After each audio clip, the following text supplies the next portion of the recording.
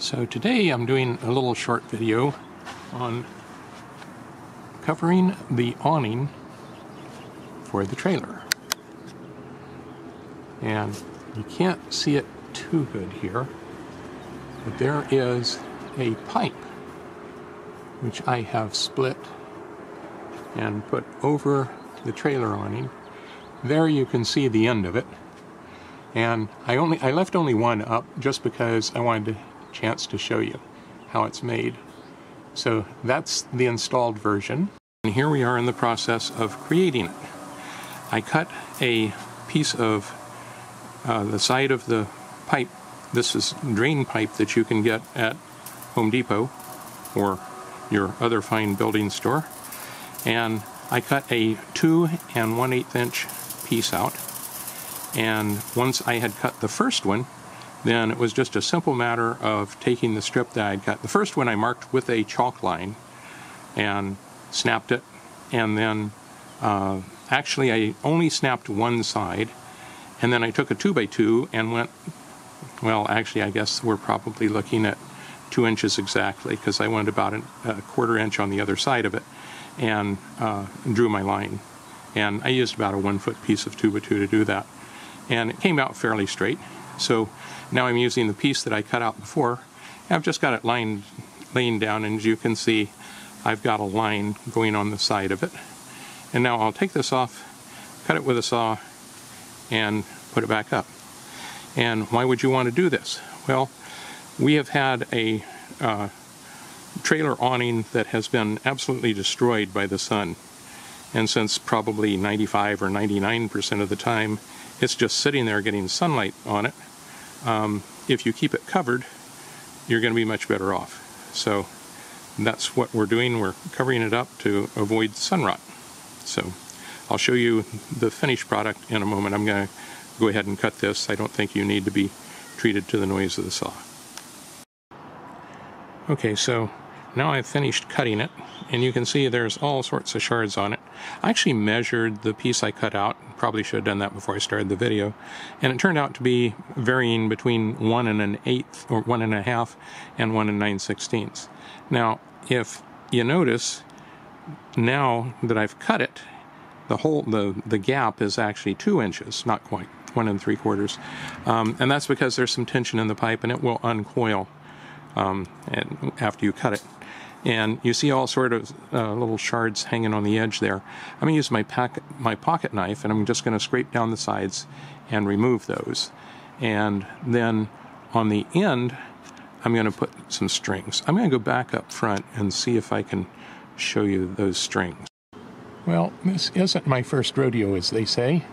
And you can see that there's a string here that is fastened onto the pipe. I drilled a hole in it. It was a 7/64 hole, but that varies depending on what kind of string you use. This is some nylon net twine, actually. And then I did one on the top, one on the bottom, and then I tied it on to the support here.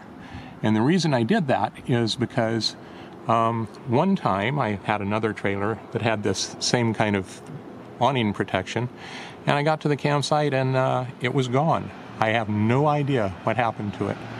So then I started tying them on, and since then I've always arrived at the campground with the awning cover intact. A lot of times, if I know I'm going to use the awning, I take it off before I ever even leave. So not a whole lot, but there you go.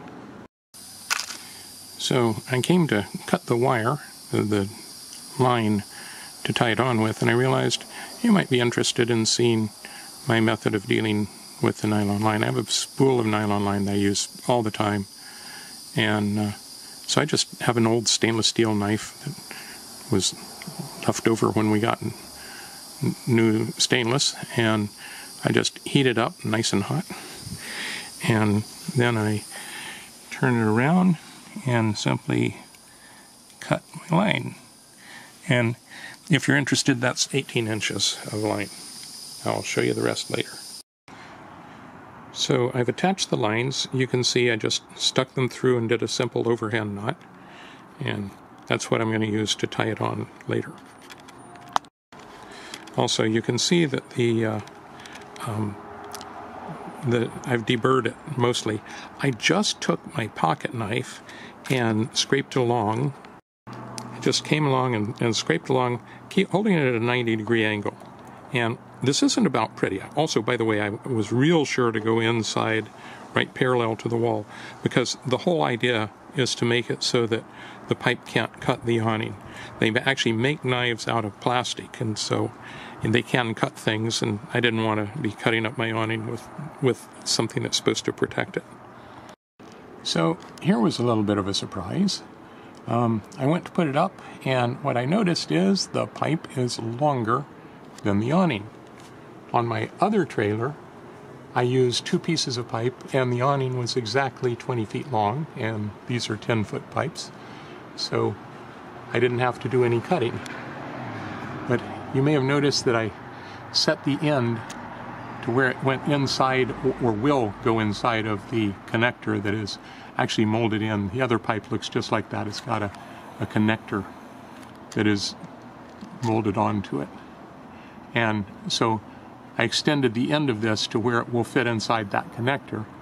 And then I just came and put a mark on it. And now I'm going to bring it down, cut it, re-drill it for the string, put the string back in, and then put it back up again. And this is the finished product.